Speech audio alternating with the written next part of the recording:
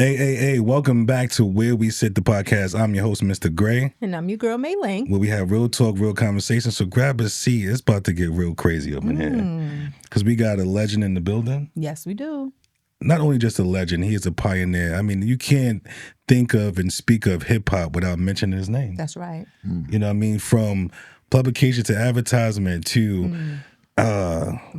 rapping to reality TV. Right. I mean, listen, I could go on and on and on, but I'm not going to waste much time introducing this legend to Where We Sit, the podcast. Yes. Ladies and gentlemen, welcome Mr. Benzino to the podcast. That's a pretty dope intro, and I appreciate it. Listen. Not only... His name is Mr. Viral. His name is Mr. Viral. Wow. Yo, welcome to the Where We Sit podcast. Man, I'm honored, man. This is a really, really dope setup you got here, and appreciate that. Your show's dope, and I can't wait to get into it. I look forward to this. Yeah, so do we. Thank you for coming. For having me. We know you busy. You know you got a lot going on. Yes. You know, I know you super excited. You're already pre-celebrating for the Patriots going to the Super Bowl. Listen, it's the thing about it is, like I told you off camera, I don't think nobody from Boston or New England expected this. So I think this one. When Brady was there, we kind of expected it, Yeah. But this one, this is like a surprise. So I'm just hoping for the best. But man, even just getting to the Super Bowl with this team is, I'm a big sports freak, so I'm happy. Yeah. I'm happy for the city. No doubt. I always tell people expect the unexpected. Yeah. You never know. This is the unexpected. You never know. Speaking of unexpected, right? I got a little bone to pick with you. So when the Knicks beat the Celtics in the Garden. Yeah, you went on live. Man. You recorded a video going at my Knicks squadron. Big mistake. I took that personally because I've been a Knicks fan since I was in diapers. And I was going to wear a Knicks Knicks jersey today, but I said, you know what? Let me not the rub Rangers it in. Dope, though. No. The Rangers jersey's hard. Listen, I did it to represent New York.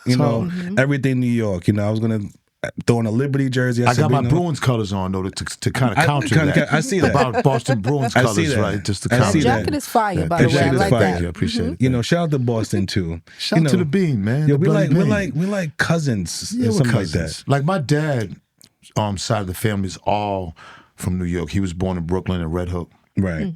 My grandfather grew up in the Bronx. Right. Over by Fordham Road, and my Uncle Valley in Queens. So all my father's side of the family is New York, and I'd be getting shipped back and forth from Boston to New York.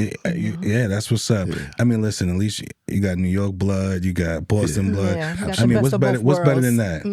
Man, there's a lot of amazing things about New York, hip-hop being one of them, the birthplace of hip-hop, man. And, I was in my grandfather's basement at 11 years old with my uncle, and there was scratching "To Be Real." Yeah. Bring it back. And then I fell in love with hip hop. I probably was 11, 12 years old, and I haven't looked back since, man. It's been a part of my life ever since. Now it's like my kids. It's in my kids' blood. That's right. Yeah. That's right. So I mean, listen, we I hate to use the term flowers. I mean, that's all over the place. We got to give you your flowers. Got to give you your flowers. Yeah, but I just want to pay homage and give you your respect for what you have done for the culture. Yes. Growing up, not only just reading your magazine, but watching the Source Awards. Yes. I'm like, yo, this shit is phenomenal. History, and when I look back at it, 1988 was the first Source magazine. It was a one-page newsletter. Dave Mays founded it out of Harvard, and from there, it was just a hell of a journey, man. 18 years, I think 193 covers, 8 Source Awards, it was a lot, man. A lot of amazing highs, a few lows, but I think what I would want to probably people to remember the Source from was that when hip-hop was growing, the Source, hip-hop was just really about DJing, rapping, breakdancing, graffiti, right? Fashion.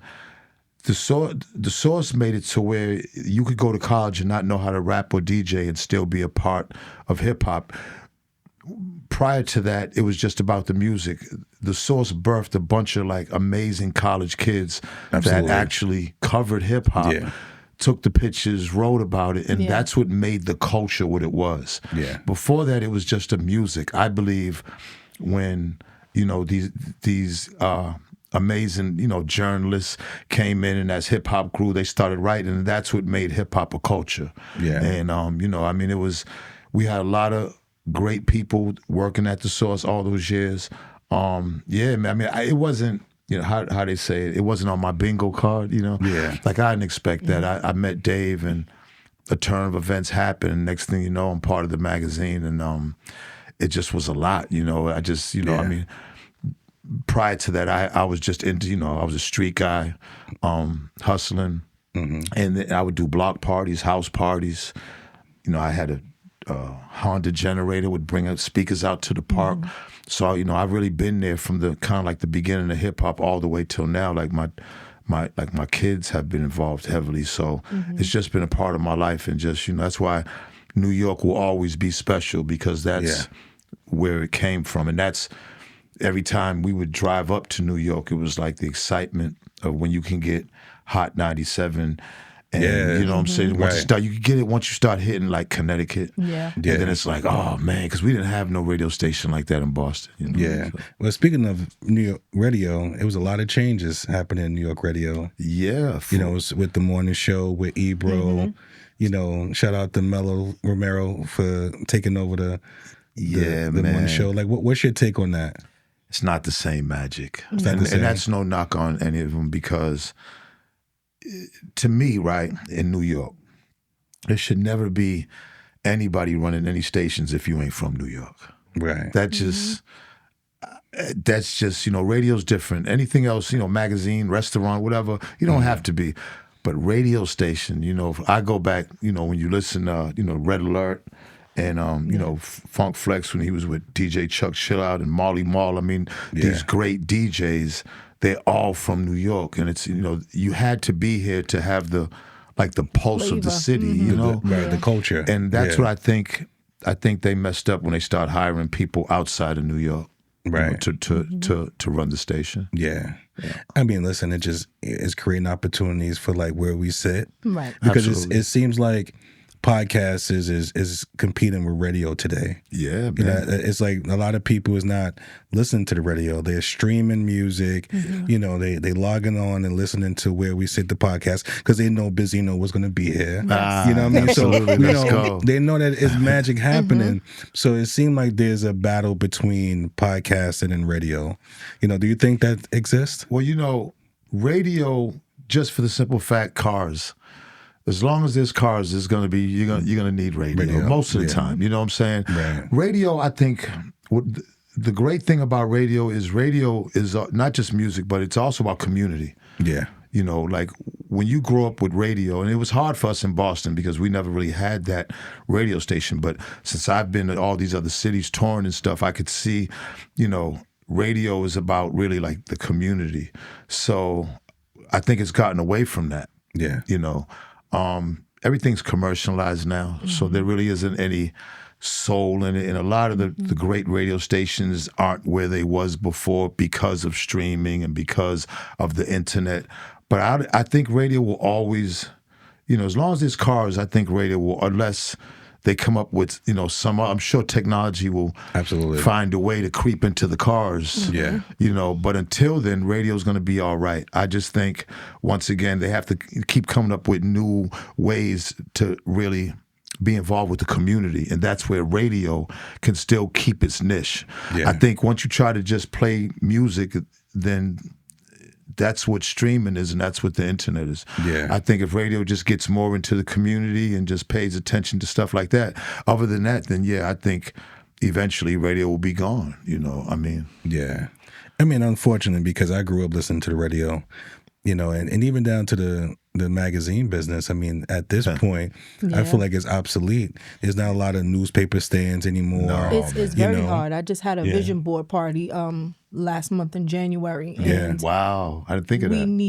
We needed magazines for the vision boards. And so I was able to provide the vision boards, but we couldn't find any magazines. I mean, I had people looking in Jersey Long Island, Queens. It was so hard to find magazines. And Remember it's just Hudson News? Hudson Yes. News, yes. No more Hudson News with all those magazines. The magazines they Yeah. do have now is like maybe Walgreens. They have like these food magazines or travel magazines. And they're like Parenting magazines. $13, $14 a magazine. But Yeah, they're you expensive. can't go in how you used to and get the Source or Vibe or... No, when you go through the airport, there'd be the whole wall Yes. with magazines. Now there's a little space. section. And, you know, I mean, we see part of the reason why the Source kind of, well, as far as me and Dave, when it happened that when we lost the Source, part of it was because Dave, it's, you know, a couple other guys had an idea to when this was in the 90s when those computers were like big boxes, man. And they had a vision because they knew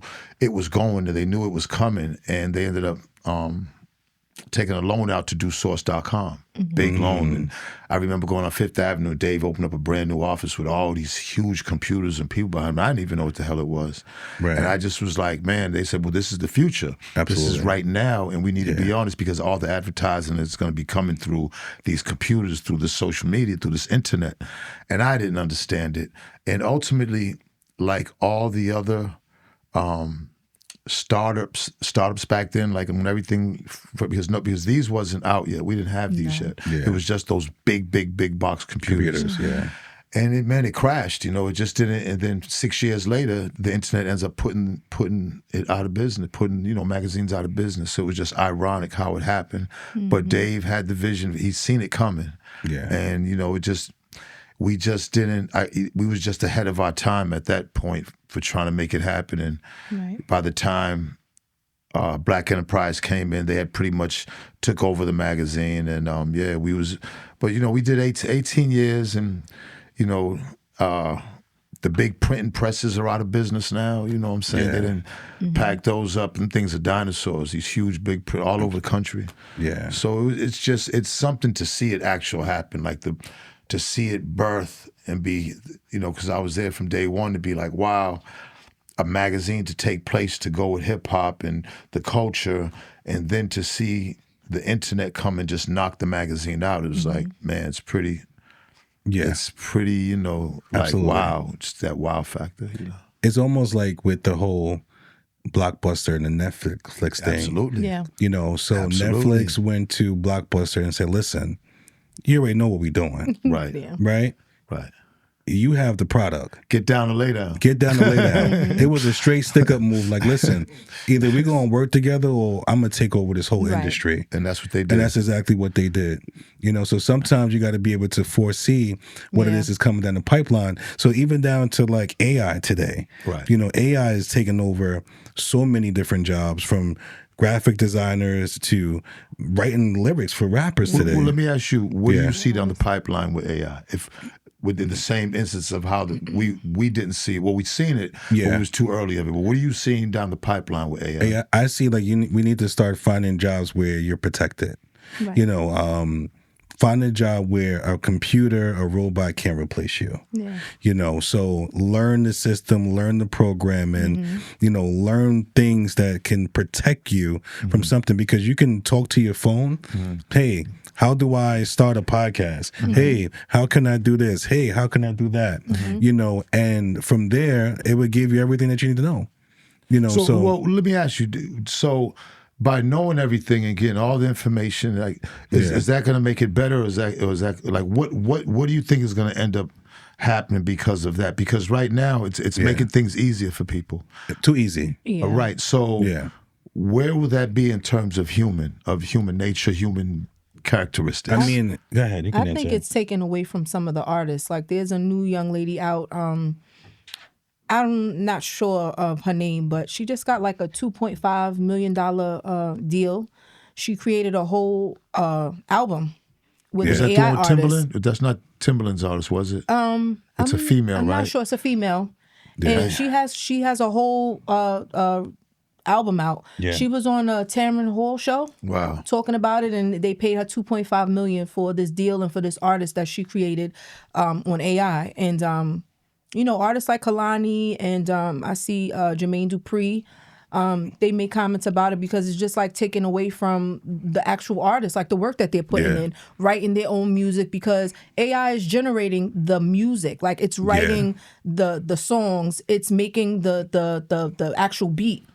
And so you can create a whole album, and it's different. It's like, wow. You create this person, and you have, and I mean, the album sounds, she's really good. It sounds really good. Like I started following her page, and I'm listening, and I said, you know, this kind of hurts because it's taken away from the artists that actually put in the footwork, the way they're rehearsing, they're practicing, they're writing their lyrics, they're putting their all into their careers, and now you have someone come and create a whole AI in a page, and So now, the person that created it, they're not the singer.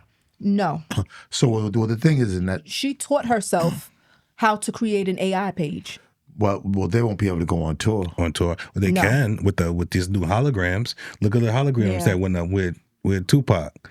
It was doing, I forgot what type of that's festival. The future. So I mean, that's the future. Right. If they master that, then then artists are going to be in trouble. It's Absolutely, it's definitely going to be in trouble. Because like those Waymo cars, you know, why would you have anybody because I'm in Atlanta and them things are everywhere, and it's like, wow. So it's like if you're a person that owns it, you don't have to pay no driver.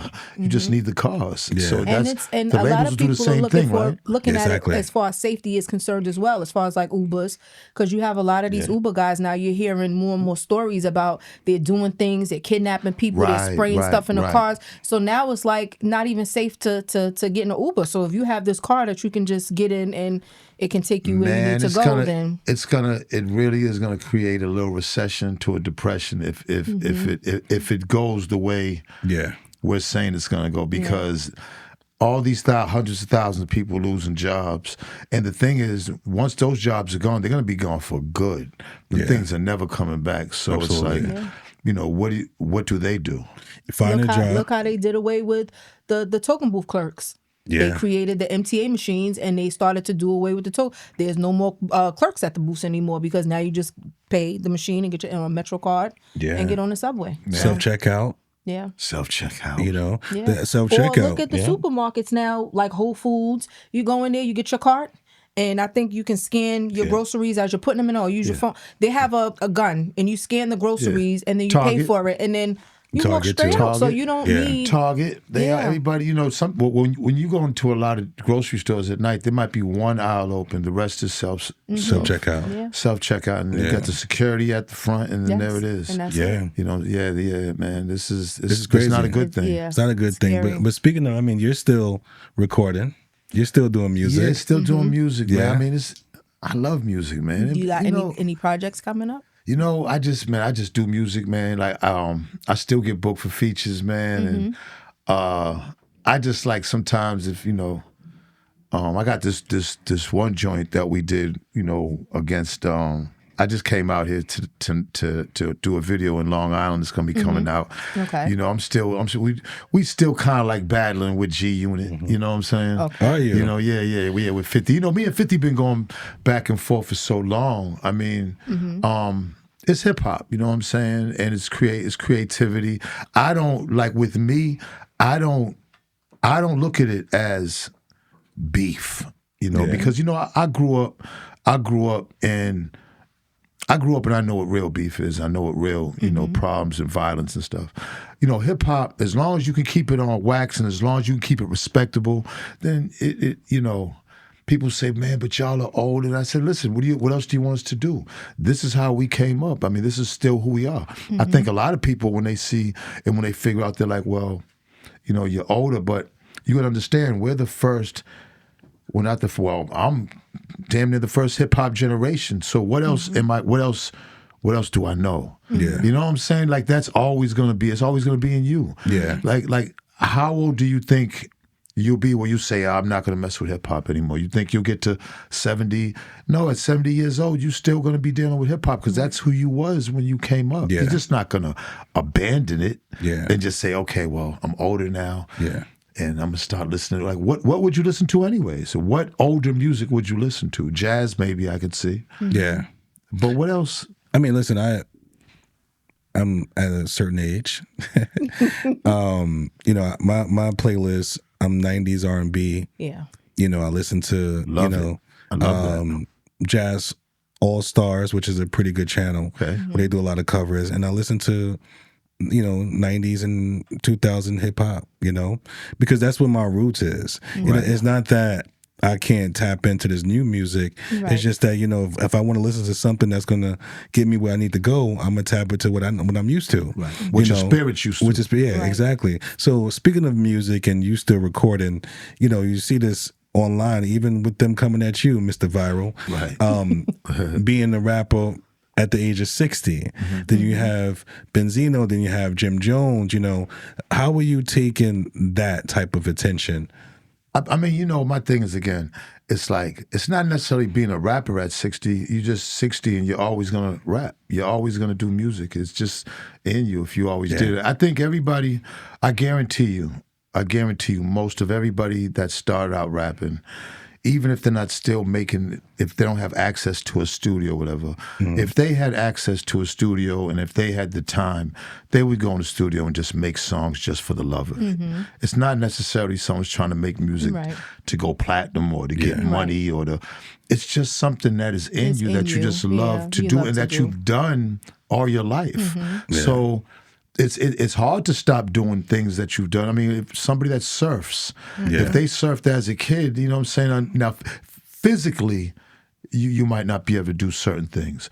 But music, man, I mean, come on. And people say this all the time. It's probably cliches. But when you look at the white artists, I mean, they pretty much are into their craft until they're dead. Almost. Like they will go up there 80-something and still perform and nobody blinks an eye. And nobody, I just think, man, it's art, it's creativity. I could tell you firsthand at 60 years old, I just, there are things in me that see life different and more mature, but there are things in me that I'm still that guy back in the day when I was young inside of me. And I think it's in all of us. I think every human being has that. Because we're young before we get old. Absolutely. You know what I'm saying? So it seemed like there's a lot of growth that has transpired in your life. Thank God. So speaking of growth, if you complete transparency, even Jay-Z admitted that he took an L with Ether, with Nas, right? So shout out to Ron Browse for producing that. Man, that's the show too. Which, by the way, is to me the #1 diss track of all time. Yeah. So, we had Ron Browse on the show, and great dude. He produced the Ether. Yeah. So even Jay said, "Listen, I took an L with Nas and Ether." So if you had to rate today, Get Rich or Die Trying with the 5 mic format, how would you rate that? The whole album was dope. And me personally, if that's what's going to be the criteria, then it deserved a 5 mic. Okay. But see, again, with me, let me tell you how that worked. The mic rating was always done by like this. Up at the source, there was 2 areas of the source. You have the business side. You have the journalistic side, where 2 separate sides of the office, and they're the ones that got together to rate the albums. They would get the albums early from labels, and a lot of them, they were all from different parts of the country, which was good. You know what I'm saying? Because at that point, hip hop's territorial. The sound's territorial. New York wasn't doing the same as L.A. L.A. wasn't doing the same as the South. South wasn't doing the same as Midwest. So if you was from those regions, then you're gonna love what you love based on those regions. But anything that transcended those would be the 5 mic albums, the music that everybody loved. So me personally, all right, and I mean this, and I've said this before, and I really mean this. 8 billion people on this earth. I think. One of the characteristics I think we have to make us individuals, so we're all not alike, is the ability to like what you like and not look at a rating of what somebody else is telling you to like. I understand that the Source 5 mics was like, that was a big part of the Source, the ratings, and a lot of albums kind of like lived and died by that. And a lot of people, counted on that. But me personally, I never believed in I always just believed in like, man, because music is it could be so personal, man. Yeah. And it's like, you know what I'm saying? You just listen to it and see if you like it. Right. Yeah. And don't be influenced, because then that's making you not an individual. Mm-hmm. There's only a few things that you have to be an individual. Yeah. Other than that, I mean, we have 8 billion people. People are going to be doing the same things all the time. Mm-hmm. But if you want to try to like stand out, just be an individual, what you like, of what God puts you on, then music should be at least be the area.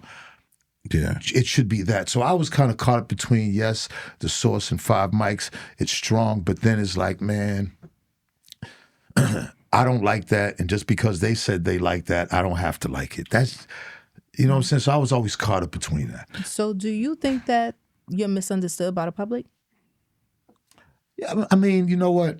I think that if you don't know anybody personally, you're always going to be misunderstood. That's everybody. Mm-hmm. Yeah. Because of, I guess, me in the public eye, and you know, how they kind of perceive me. It was, I can understand it being like what is this? What was his? You know, what does he do up at the Source? Mm-hmm.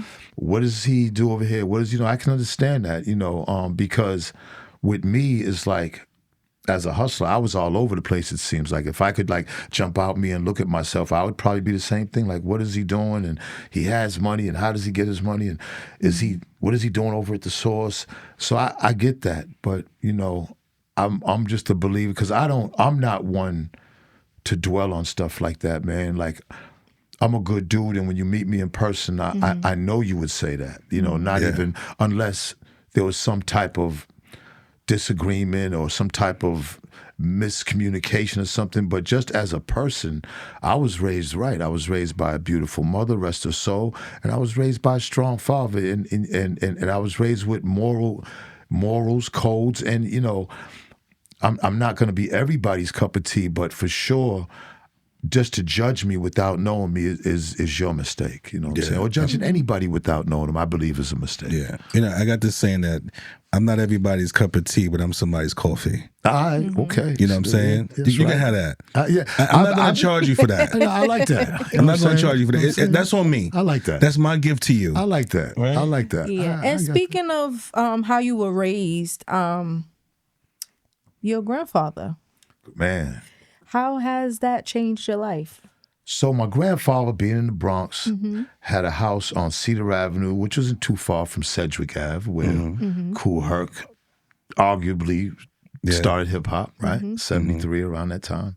And he had a son, who was only like a year older than me. So he had him when he was older, you know what I'm saying? Yeah. So Eddie was the one, and Eddie's room was in the basement. And, you know, there wasn't a finished basement, you know.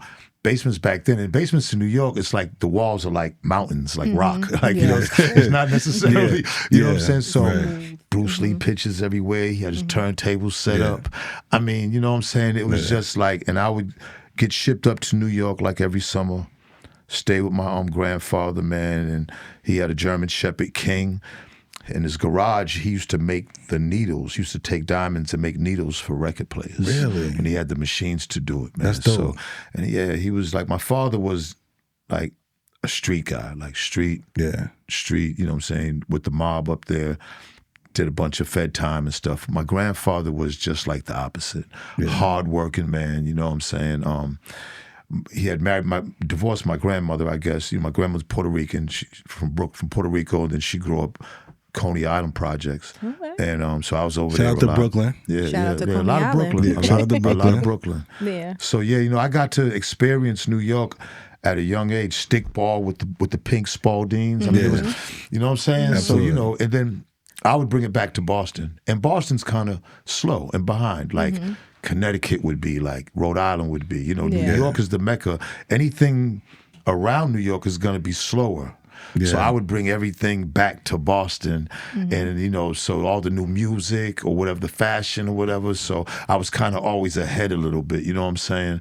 And that's what, you know, I think that's what kind of helped me out in my years, you know, with hip hop, and then meeting Dave with the Source. Because Boston is like, Black Boston's only maybe 20-mile radius. Boston's like segregated white town, racist white town growing up. Right. So, You know, if it wasn't for my dad and dealing with some of the guys he was just streetwise, I probably would have thought that all white people were bad because of how Boston was back then and how they treated black people. Right.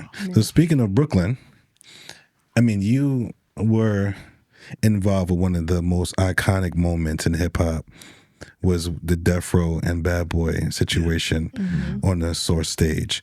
But being from the tri-state area, because it's tri-state? No. But being a cousin of New York, you know, did you feel like you had to pick a side with when it came from West Coast, East Coast?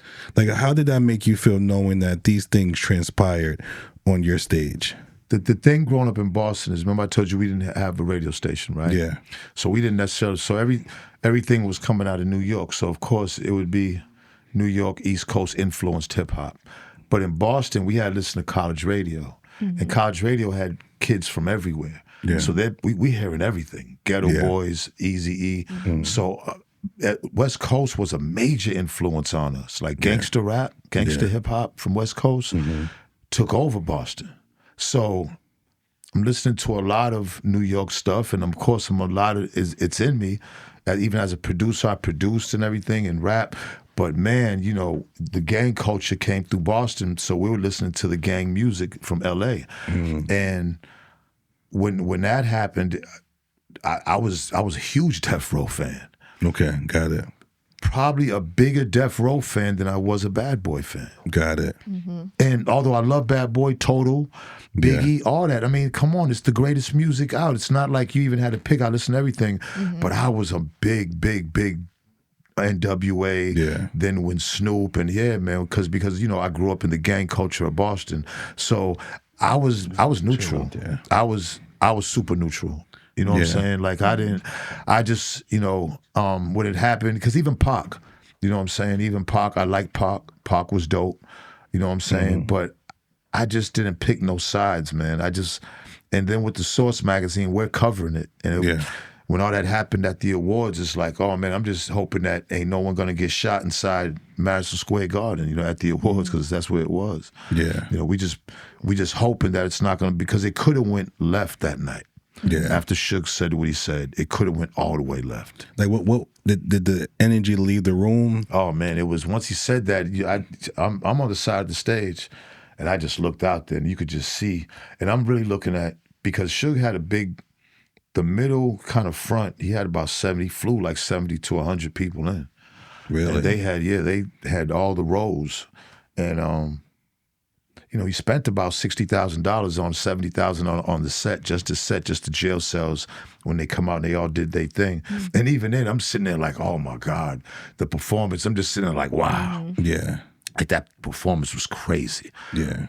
But when he said that, man, it was like, I'm just looking out in the audience, and I could see the faces.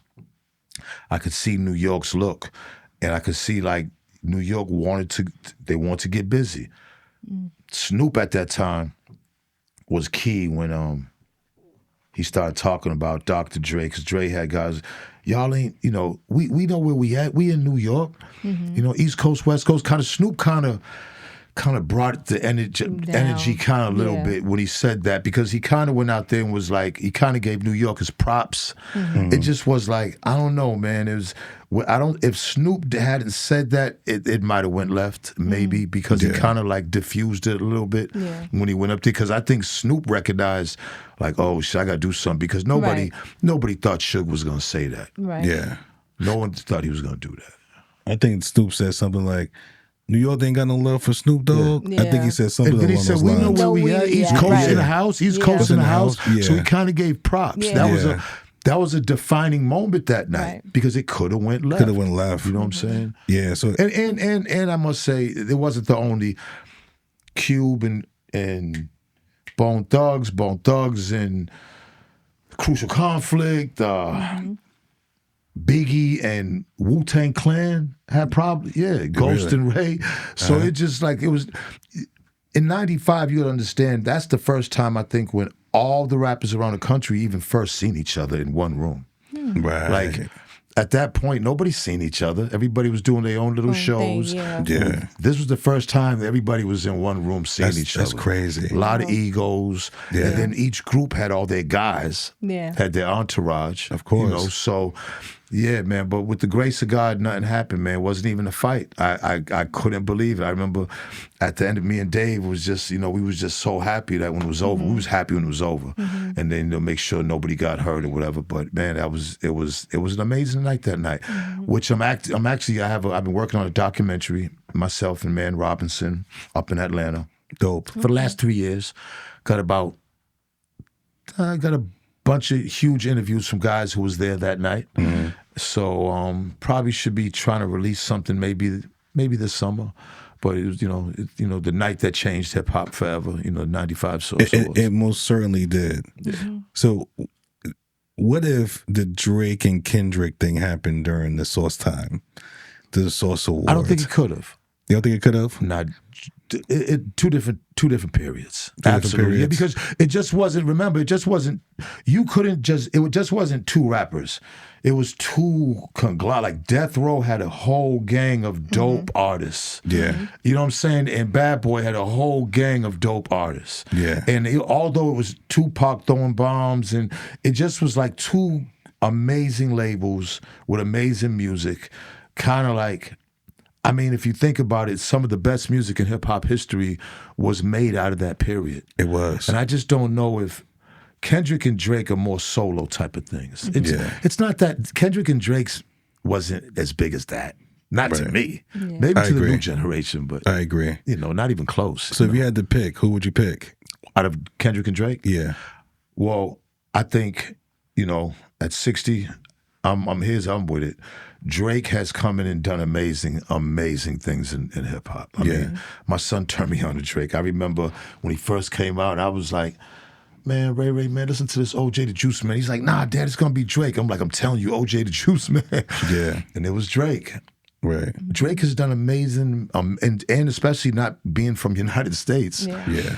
The what he's done. He's talented. I mean, will go down in history. He'll go down in history as one of the greats as far as making great music. Great records. And great records. Yeah. Kendrick just kind of came in at a time where hip-hop needed a little bit of creativity, a little bit of difference of what we've been hearing all the time. And, Kendrick's not necessarily somebody that's making music for the clubs.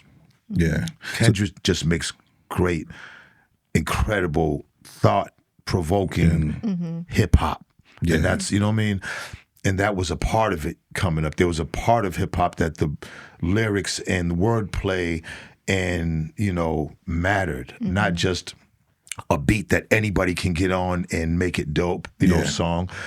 Not just because the producer's dope, it was because Kendrick's dope and the type of beat that he's rapping, he made it dope. Yeah. See, not too many people can do that. Not too many people can rap and make a beat that you would probably skip over. You probably wouldn't even pick that beat, and he makes the beat. Nowadays, hip-hop is beat driven, meaning, especially with all the females, you just give them a dope beat and you can say A, B, C, D and you out of here. You put it in the club and it's banging and the bass and you got a Mike Will made it beat then you out of here. But that's not Kendrick. Right. Kendrick is the one that's making it out of here. Right. And I think that is the difference. Yeah. But Drake got bars too, though. No, it's not even just bars. Again, it's not bars because Drake does have bars. It's the ability to make a song that nobody else could make because there's a vibe going on. Drake jumps on the vibe of what's going on and masters it. Yeah. Kendrick makes new vibes. Yeah. Gotcha. The stuff that he does is you haven't heard it before. And there's nobody else successful at that type of stuff. So you know what I'm saying? So it's a lot of meaning behind it as well. It's just two different creators, man, that are dope, man. I just you know what I'm saying? And I know that's what hip hop is, battling. But at this point, it's not, to me, back in the days, hey, listen, if you in the park, one thing about back in the day, if you in the park and that DJ's taking them little break beats and scratching, you wouldn't touch that mic if you wasn't nice. Yeah. You just wouldn't. Yeah. You'd be scared to. Nowadays, anybody raps. Yeah. Anybody says anything. I hate to say it, but man, hip hop, man, is just like they've pimped her. Like they've pimped hip hop, and she's in bad condition right now, man. She really is, man. I just, I'm from that school where, I'm saying, that's why we need a Kendrick to bring that type of hip hop and creativity back to it, because it's just so watered down with, just people saying anything and personalities and viral and just, it ain't the same, man. So let me ask you a question. Do you think that fame makes relationships harder, or does it reveal who people really are? Yeah, you know the answer to that. Fame ruins everything. Does it? Fame ruins families, relationships. Fame ruins everything, man. Like, we're a people from the struggle, man. And when we get caught up in fame, it's bad for everybody. It really is, because fame is just like an ego-driven type of There's no more vibe, genuineness, like we spoke earlier about the situation with Glorilla and her sister. Put their family's info on blast for $2,500. And it's just like I was telling Mr. Gray that when you make it, when are you obligated to turn back and take care of everybody, like 10 siblings and your parents and sisters, cousins, brothers? And then not only that, I just don't think that I would be at odds with my sibling for $2,500. Listen, first of all, the word obligated can mean so many different things to different people. Obligated, all right? Me, again, my older self, siblings do not necessarily have to be obligated to each other. It's just, siblings don't have to be obligated to each other. If your parents done you good, you should be obligated to your parents. Yeah. Yes. God. Okay, God first always. Absolutely. But other than that, siblings got to find their way. Now, if y'all are close, then of course you should want to help them from your heart. There's something called obligation, then there's also something from your heart. Yeah. That's away from obligation. If you want to do something from your heart, that has nothing to do with obligation. Right. That's just because you love that person and care a person that enough. From whatever relationship y'all had, it must have been a good one for you to care that much about them. It's up to the other person not to take advantage of that. But you got to understand, we all come from nothing.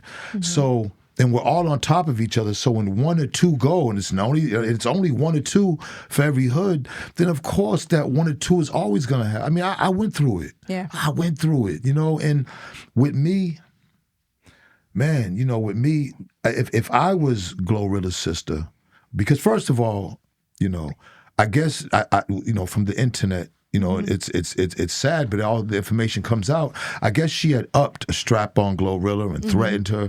After that, that's it. Yeah. You see, after that. Yeah. See, after that, that's it. And if you keep pressing, well, now it becomes a whole different ball game. Now it becomes like, wait a minute, are you trying to hurt me now? Because your family are the closest ones who know everything about you. Right. Absolutely.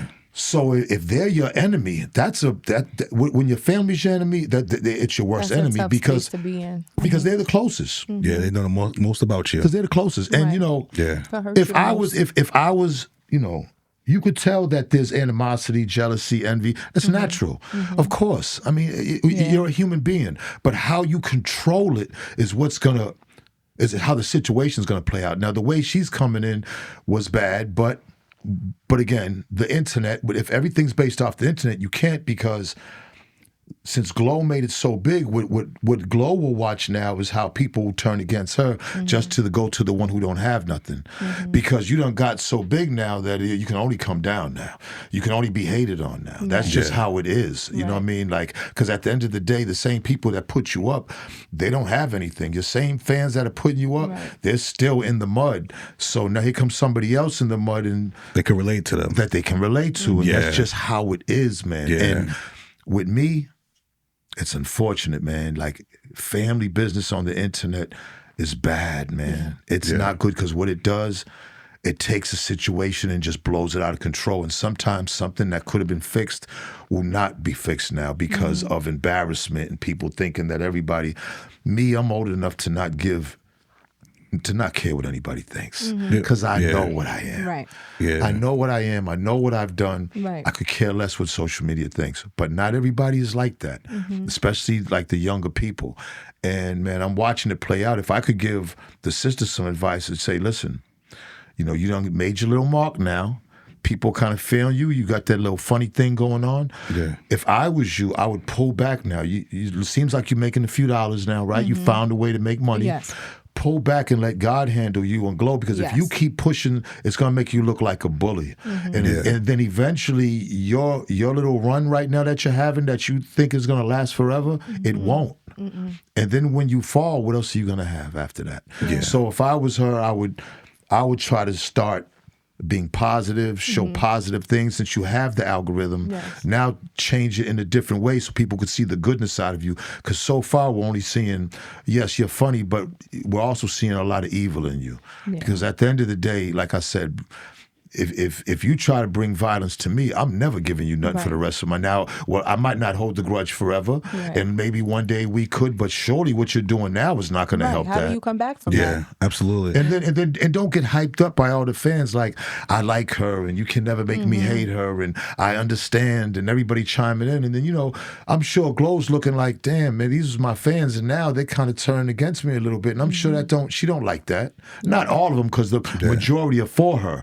But even a little crack she start to see, because it wasn't there before all this. Absolutely. And that's where fame is so, it's just, fame is not real, man. Yeah. It's not real, and I want people to know that, man. Like, what's real is what's in front of your face, and love in front of your face. That's real.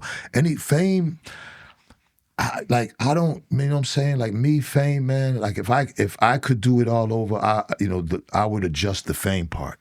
Because fame just screws everything up. And that goes with my next question. Like, what would you tell your younger self if you could do this all over again? Well, or how would you do things differently? You really can't, man. Like, what would you take away? But your dealt cards. Yeah, your dealt cards. There's no way around getting the deck. Because I would have had to grow up differently for me to have to think differently. Like how I grew up is how I grew up, and how I made it out is how I made it out. And right now I'm here. So it's hard to regret too much, because I made it out. One little regret, one little turn to the left or right, I might not be different. It could alter everything. So it's hard, man. It's, I mean, you'd be like, damn, I wish, you know what I'm saying? Like I was born into money. But other than that, we're all born in the struggle. So how we get out is how we get out, man. And as long as you're not hurting nobody and it hasn't made you a bad person, then, you just got to keep pushing, man. Because, black people, we're dealt a bad hand. And we just try to find the best way possible just to get it, man. And then, fame is like, we get famous like, yeah, I'm better than you. I'm better than you. I don't believe in that celebrity stuff, man. I just, I think it hurts our community, because, you have people who look up to people so much, and they don't even really, look up to your mother and father that sacrificed in ways that you don't even know. Give them that love. Like music, but don't go overboard for somebody that you don't know personally. You know what I'm saying? That might not even be the type of person you like other than the music. This brings me to something that I want to bring up, is that with the whole Nicki Minaj thing, like her barbs and her following, it's still combating with those who are making comments online about her supporting Trump and her turning the cheek and confusing and chaos. She lost so many supporters and followers, because of the decision that she made publicly with her whole political thoughts and things of that nature. What's your take on the Nicki Minaj thing? If you, as an artist, if you really don't know politics, if you really don't know what's going on day to day with somebody, stay far away. Stay away. Not only because, you know what, Nicki could lose all her fans today, and I would think that she has enough money to live out the rest of her life comfortably with all the things that she's done, right? But that ego. That ego. It's something else. But can you imagine having 100 million followers every day? And I mean, look at, again, social media has put upon energy to some of these people that they wasn't ready for. I mean, it's heavy. And people, I would like to say this, because I don't want to because you're not supposed to judge anybody about their political choices or their religious beliefs. That's true. All right? Okay? You're supposed to have respect. But I will say this. If you're not doing it do it for his policies and political reasons, and that's how you be respected. If you truly believe that his policies are what helps overall you, and then you're selfish. Because there's two types of people. There's people that worry about them when it comes to policies, and there's policies people worry about the black community. You know, you can't get mad at them. You can be mad at them, but you can't attack them because that's their choice. Right. I just think that when you're an artist and you start going there, the people that help you are the struggling black people in these hoods. His policies hurt them. You should be conscious of that. Yes. And if not, then to me, you ain't right. You're doing your fans, the people that have put you and given you everything you want, you're doing them a disservice, because I don't even think she understands his policies and how they hurt. I really don't. If you're somebody that needs something personally, a pardon, something for immigration, something, then it's like, hey, who am I to say anything? Right. You know what I'm saying? Who am I? But you know, maybe, but that's just what it is. You know, we're a damaged community, and of course we want everybody to understand that and have some type of empathy for that. But you're just not going to get it. And I've come to realize, hey, I'm not going to be frustrated anymore by it. Yeah. You know what I'm saying? It is what it is, man. Right. I got to worry about how what I'm thinking about. You know, when I seen her do that, I knew she wasn't in touch with his policies. And you got some guys that'll just do it for money, like Nelly performing for money. He's doing it for money. And, you know, again, you know what I'm saying? Like, taking his money, sure, it's helping you, but don't you see what it's doing to everybody else? Yes. And you know, I don't know, man. You know, I've always been culture first. Gotcha. People first. That's just me. So Mr. Viral. Yes, sir. You like that Mr. nickname? Gray, Mr. Gray. Yes. Mr. Gray. Is there something that you went viral for that you were just like, come on? All that. Why is this happening stuff right for me now? and my daughter. I mean, come on, man. That's how can I put it? Those are some of the most embarrassing and disappointed moments of my life, of my entire life. You know what I'm saying? Of going through stuff with my daughter. Like, come on, like, I ain't never went through no stuff with my daughter before that. Yeah. We ain't never went through nothing before that like that. So, you know what I'm saying? I'm not proud of that. Anything like being pulled over by police, showing me getting evicted that time from the house with my drawers on. I mean, at the end of the day, I'm a human being. I don't listen. Hey, my head stays high, but I mean, you don't want those personal moments out there. But you know what can you do? You can't. My father always says, man, hey, Ray, just don't beat yourself up, man. You know what I'm saying? Yeah. Don't beat yourself up. Yeah, I can't. I got to, you know, listen, I survived Four Corners, Roxbury, Dorchester, so the internet is nothing. Because there's a distinction from outside and the internet. The internet, I know what the internet is. It took me a while to understand it emotionally, but I don't really take too much for what's being said about me on the internet, good or bad. Good or bad. Good or bad. Right. But when I'm out here in these streets and people, man, and hey, Benzino, man, that's different, that, man. That's like we just went on a cruise, me and my girl, and Carnival cruise. We went out MSC, but the car almost took about 400 pictures. The whole time I was there, it was Benzino, you know what I'm saying? Like, come on, man, like what's better than that to see your people smile and want to take a picture with me, like where I'm from, what I went through. Yeah, like that's God. So I don't take that for granted, especially still living, man, because, you know, I went through a lot. Yeah. So, you know what I'm saying? The internet, it's not a real place. It really isn't. And I'm able to see that. I'm able to recognize that. What's on the internet doesn't count. It really doesn't, man. And, you know, you utilize it to get your coins. Don't hurt anybody. Get some knowledge from it. But, man, the energy and the waves that's coming off that are frying people's minds every second You know what I'm saying? And they can't, I can differentiate because I grew up without it, but there's kids and grown people that are really addicted to what's on there and really sucking in misinformation at an alarming rate. And not only sucking it in, putting it back out. Absolutely. Okay. And when you're young, when you're a youth, that's dangerous. It's easy to influence them. Yeah. You know, their mind is not mature enough. So let me ask you a question. You mentioned your daughter. You know, my next question was about family. So what hurt you the most about the situation between you and your daughter that went viral? Oh man, just knowing that she was disappointed in me. I mean, it hurt me because I didn't know that. I always thought that my kids see me in such an amazing light because, you know, I would have them, you know, at vacations and everything. They all be with me and everything. Again, I just, like, you want that. Like, that's what keeps me going.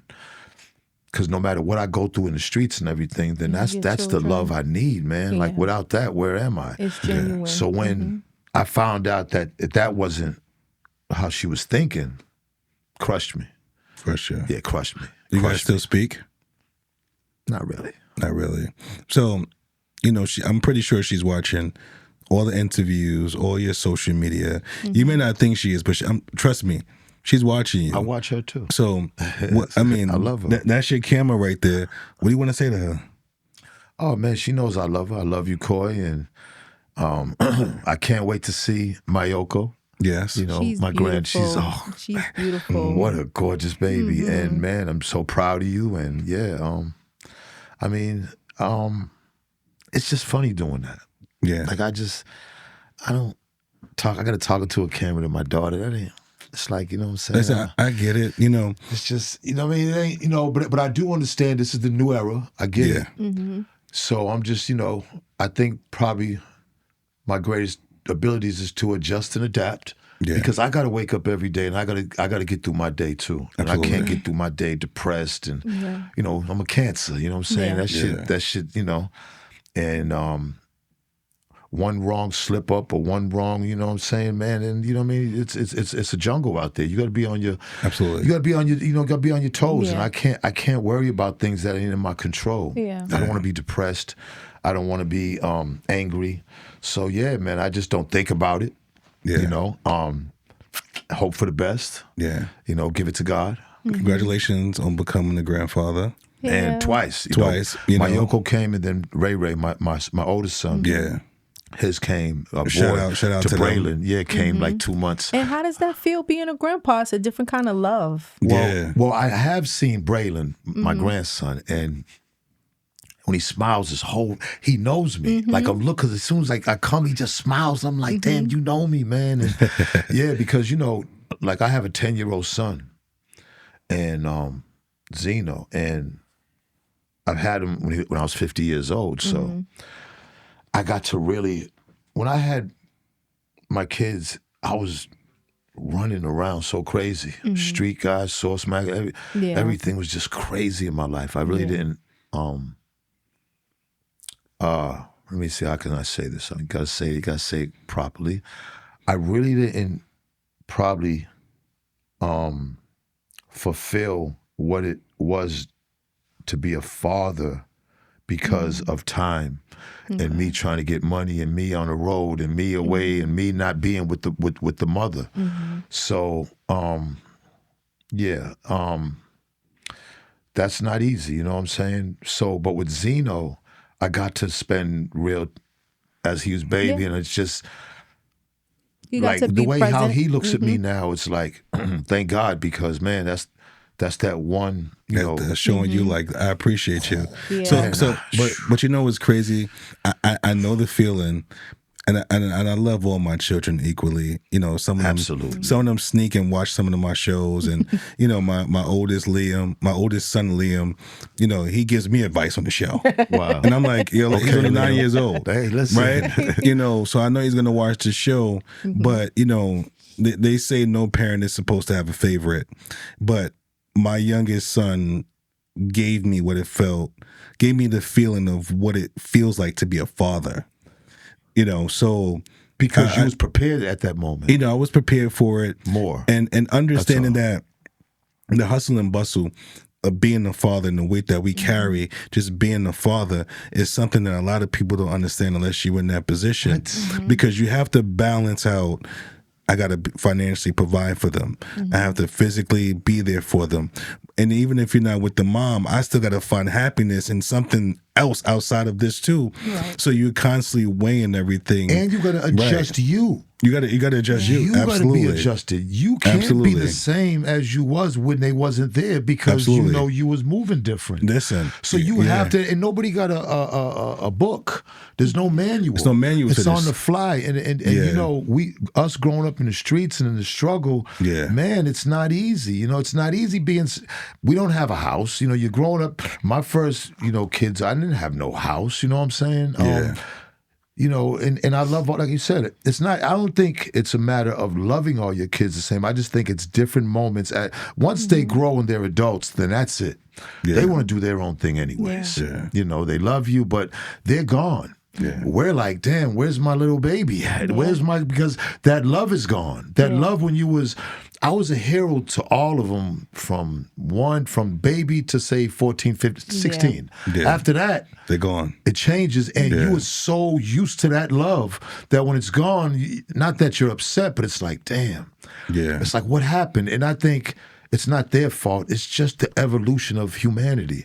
It's just at that point, you know, I guess that's how I was, you know what I'm saying? And when I think about it, I was never in the house. I was never around my mother. My father was locked up, but my mother go to work and I'd be in the streets. We might eat, we might see each other for a little time. And then, so it changes. So that's why if you do have one older when they're young, you continue to get that. And it's because he's 10. So for another 5 years, I got that. You know what I'm saying? And, you know, so, and believe me, it helps, man. It helps. People don't realize it helps, man. It does. What advice do you have or would you give to the fathers in this industry? The industry? The entertainment industry. Entertainment industry.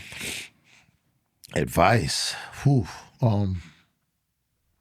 Well, it would have to, because it's, I'm not saying it's a vague question because it covers so much ground, but if you're still with the baby's mother, then... Or not. Well, it makes a big thing on how I'm going to answer it. Because if you're still with the baby's mother, the advice would be to really...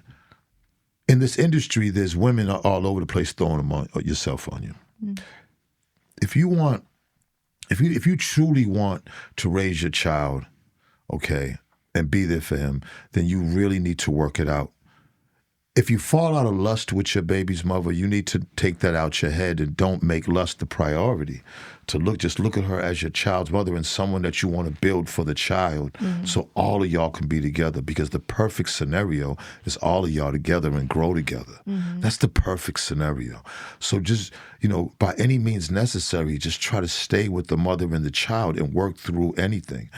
If you're not with the mother, then for sure, try to keep a good relationship with the mother. And if you can't, because I know that, then, you know, if you can't, try not to take it so personal, the stuff that you may think that she's doing bad to you. Just try not, and always understand that this is your fault. Always understand that it's your fault. You insert it. Women can't insert. We're the inserters. Right. It starts with you.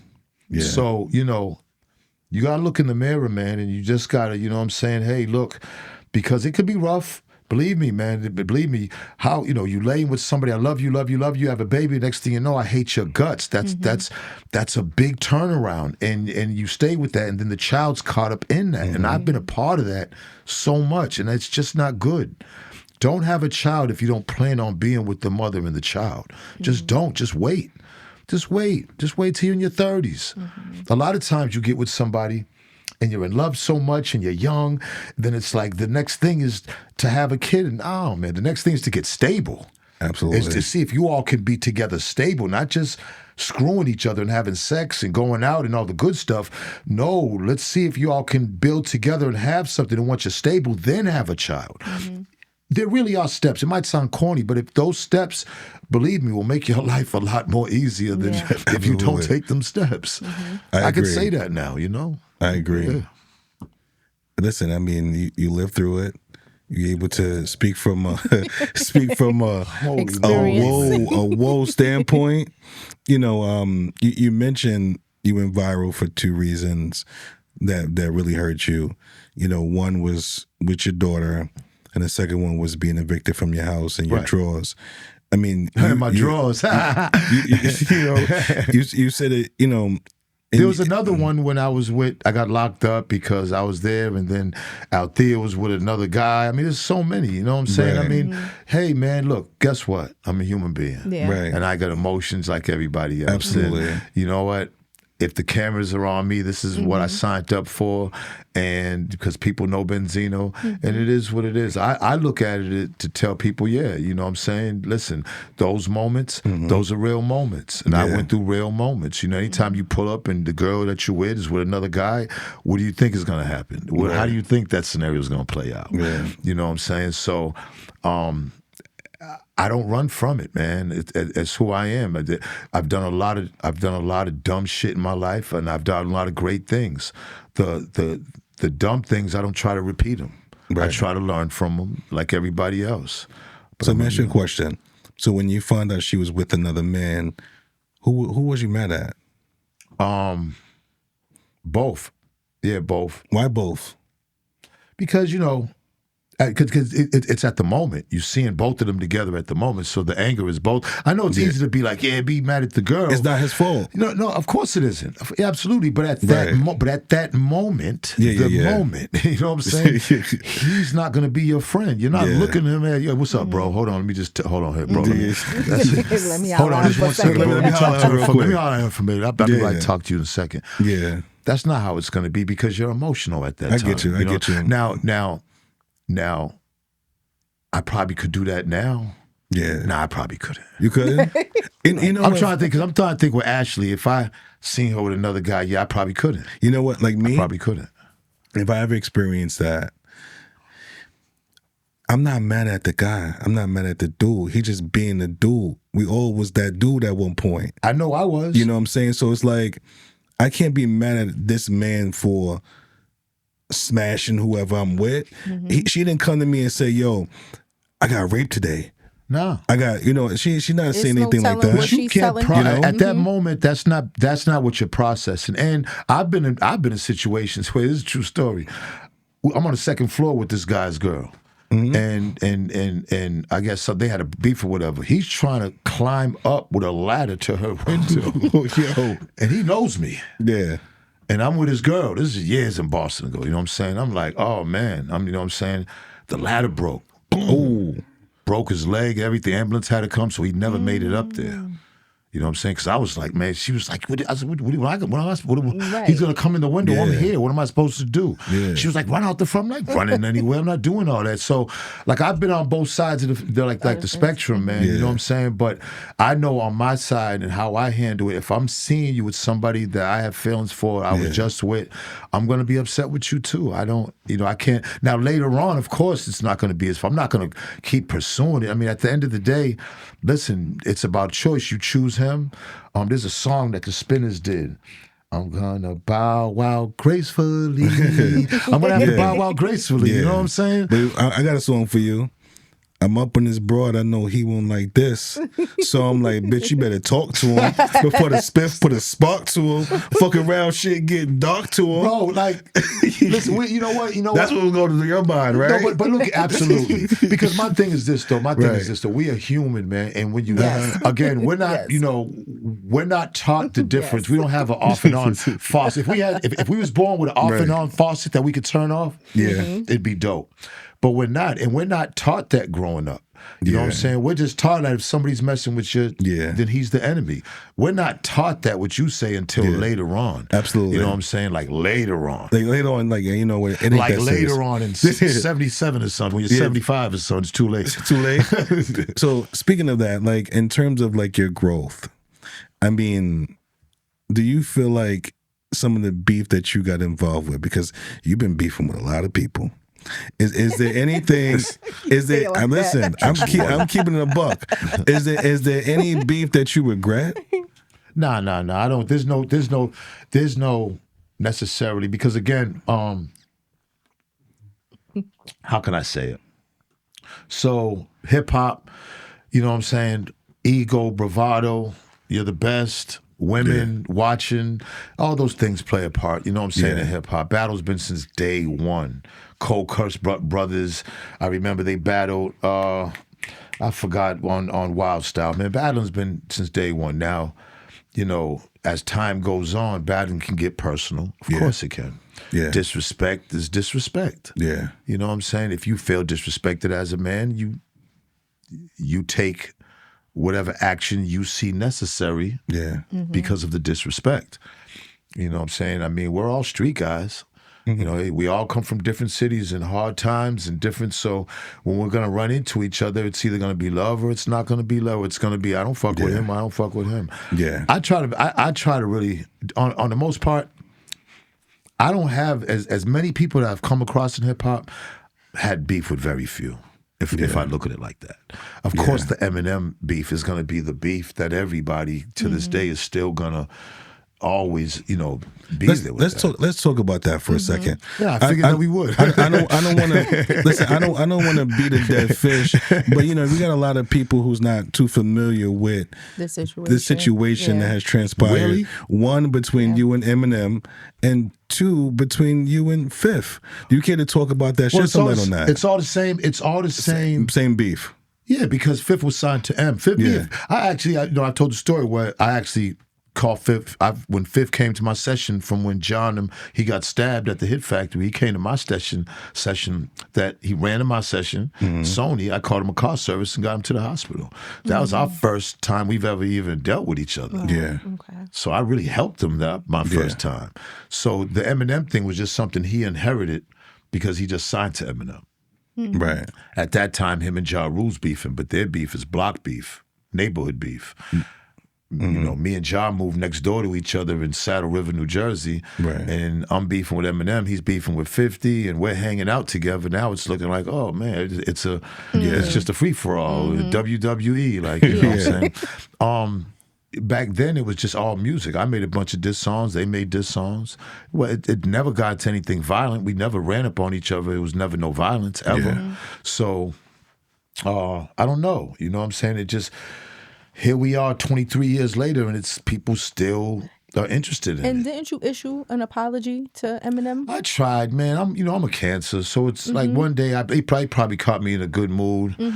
Probably just cashed a big check or something. Yeah, I apologize. Love everybody. You know what I'm saying? How do you feel today? How do you feel today?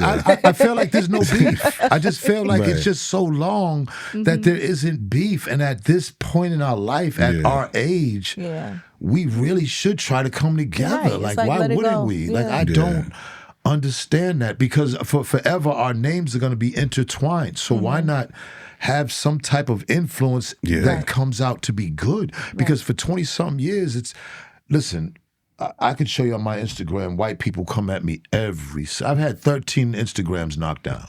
You know what I'm saying? Because of them coming at me, I say something back, and the next thing you know, my Instagram's gone. Like, this been going on for 20-something long years. Yeah. Like, I'm tired of it. I don't, you know, I don't, it's not on my plate. I don't wake up thinking about it. Right. But, you know, I mean.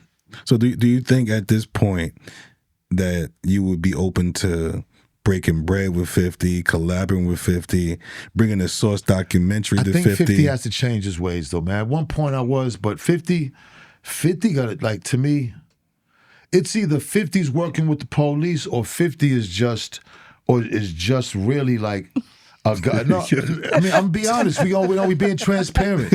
It's either he's really working with them. No. I'm just saying he's either working with them folks or he just doesn't. He has something against other black men being successful. Okay. Because this is what 50 got to realize, man. We're a community, like we're a culture, and when the biggest tries to tear down the biggest, that don't look good to everybody else. Right. Yeah, that don't look good because they stand together. And not only that, they stay together, and you don't see them tearing each other down. But that's when they attack our weakness. That's when they attack our weakness. And my thing is, do you know how dope 50 would be if he was to align himself with Jay, align himself with Diddy, align himself with some of these big? Why not? You know what I'm saying? He just seems like he puts himself on an island, and anybody else that's big, he looks at them as competition. Yeah. Look at them as competition. Not us. Not us. Yeah. And I'm gonna say this, he has the benefit of Eminem's audience, with that no other rapper has. Where where he could do something and still get the black culture could say I don't like that, but he'll still get millions of go with white people. Right. Him going at Jay, and he goes at them. Any type of controversy that comes, this is when he attacks them. I don't like that. I don't like that. I'm personally starting not to like that because you're messing up our culture. You really are at this point. He's doing it so much and for so long that it's getting tired at this point. And I'm more disappointed with the audience. And again, if you're black and if that's what you're into, okay. But again, you know, if you're white, then it's like, all right, you know, like what can I say? I mean, but that to me is where the problem lies. You're pandering to them. Because I don't understand how you can have problems with any black man that is successful. Why do you have nobody else has a problem with Jay. Nobody else has problems with all these guys that he picks and has problems with. Nobody else has problems with. It's always him. Yeah. It's always, and so I'm saying, are you the agitator? Are you a plant? Are you being instructed to do this? Because if you're doing this under your own free will, then there's something gravely the matter with you. At this point, like we all 50 and up now, like enough is enough. Come on. Like it's supposed to be the youth now. He puts things in the air and in the culture and on internet and says things to really, really, you know, just really like, I mean, he goes at people too much and it's not good, man. He just tears them down, man. I got discredits them. I have $1 million question for you. What's beef? Violence and death. And that's, you know, that's what I grew up with. Like a lot of my guys are dead, gone. A lot of my guys I loved that I grew up with in my age bracket are dead. I mean, Boston, a lot of murders. I've seen a lot of gory shit, and that's beef. So my favorite rapper is Big. He said beef is when your moms ain't safe up in the streets. That's what beef is to me. So are we really having beef in the industry today? No, well, these young guys are for sure. Yeah. Absolutely. Yeah, these young guys, yes. Hell yeah. Yeah. And it's bad. Yeah. Like the algorithm, our algorithm right now with this new generation is not good. Yeah. It's not good. It's not good. It's horrible. It's not good. Yeah. And it's unnecessary. It doesn't really make too much sense. No. You know? So what is success for Benzino today?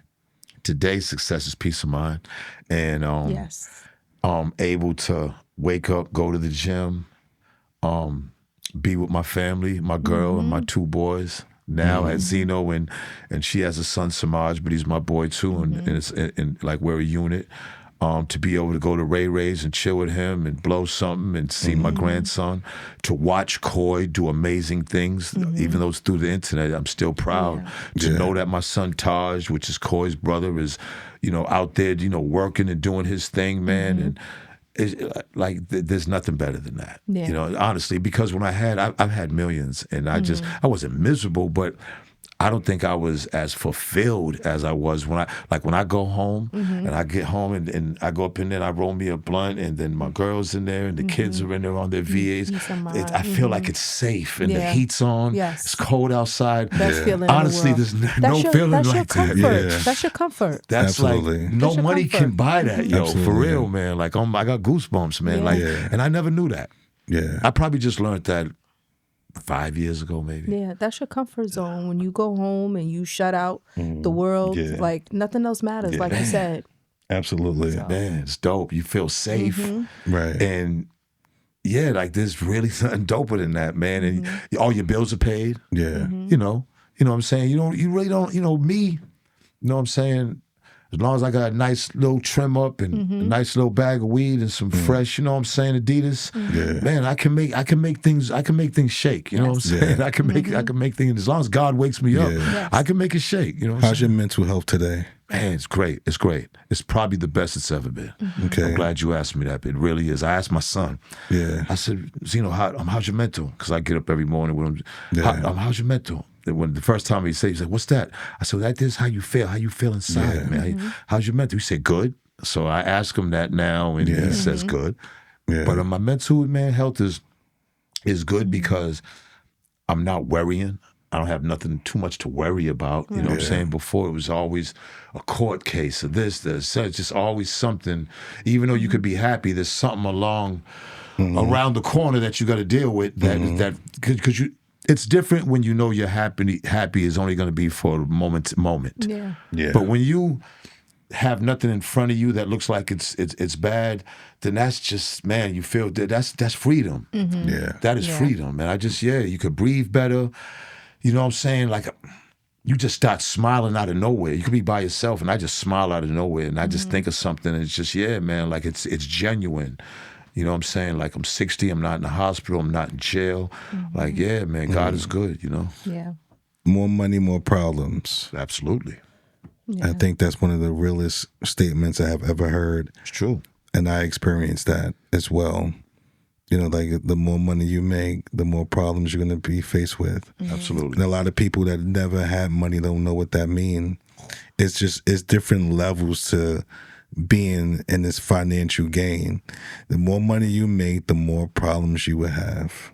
Well, we call them problems, but again, when you grow up in the hood, and with me, I have a lot of guys and a lot of people have a conscience. You just don't want to walk in a candy store and you're the only one with money, and you got 3 of your guys there with you, and then you come out, you're the only one eating candy. Yeah. You know what I'm saying? I never was that type of guy. Yeah. So, man, I gave a lot of people opportunity, payroll, and people that just get out of jail. I was hiring people for the source to just get out of jail. You know, you didn't have to. Dave would hire the college guys. I would hire the street guys to see where their greatness was at, and then, you know, make them apply themselves. And you know, I love doing that. And, you know, I didn't know how to manage money. Like, I sold drugs all my life. I would spend my profit quick on stuff I wanted because I knew the next day I'm going to get it again. And that principle stuck with me. And that's not a good thing. But, man, I made millions, man, and I just gave it away. And I just spent it because I always felt like I didn't have any value for it. I just felt like I can go get it again. And when we lost the source, it was like I seen Dave. It hit him hard. It didn't hit me hard.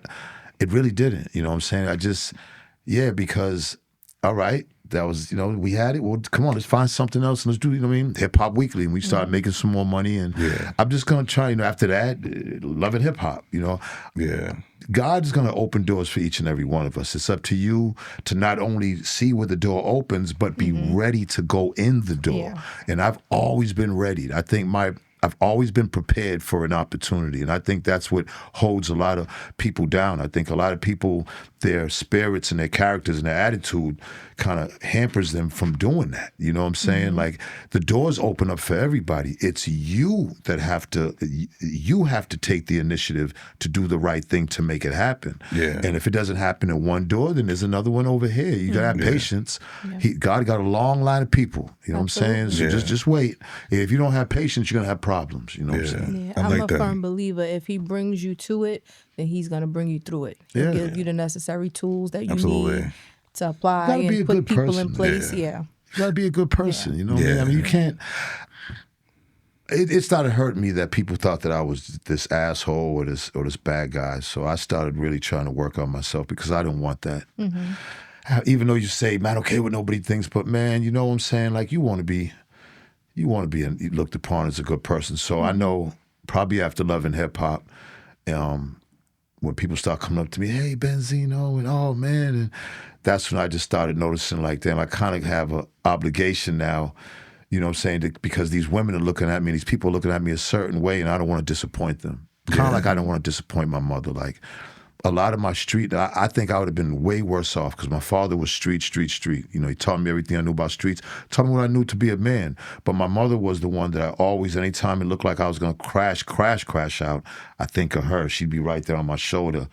And, you know what I mean? I'd always feel bad because I didn't want her to be disappointed. Mm-hmm. So I carried that in life, man. And, you know what I'm saying? I had to adjust myself, make the necessary adjustments so people could see that whatever they thought, hey, look, he's not that bad, you know what I mean? And you know, I cared about that, you know what I'm saying? So, you know, but you got to, you know, listen, when you get older, it's up to, you have to mature. You're supposed to mature. Definitely. And, you know, I just matured. Yeah. Well, listen, legend. Oh, man. Mr. Viral.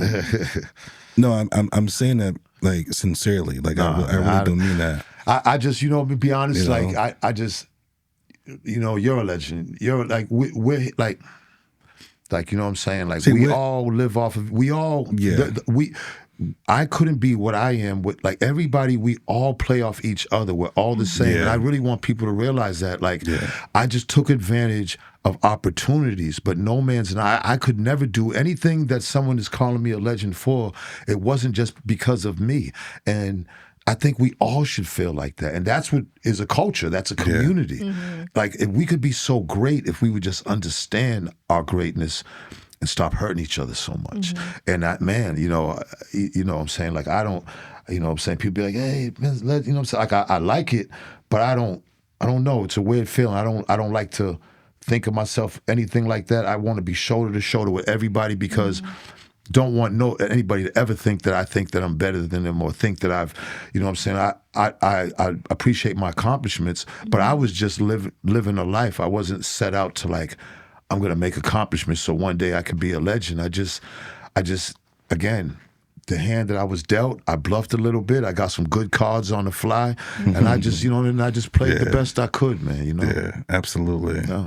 But I just want to thank you for taking time out to being on the show. Oh, man, this was dope. I told you, I really like the spot. I greatly appreciate homage for everything that you did. I understand what you're saying, but still, everything that you set out. No, I appreciate it. I do. Like, you know like you said, the culture, the community, the people, like the magazine, the awards, the opportunities that you gave, the jobs that you gave.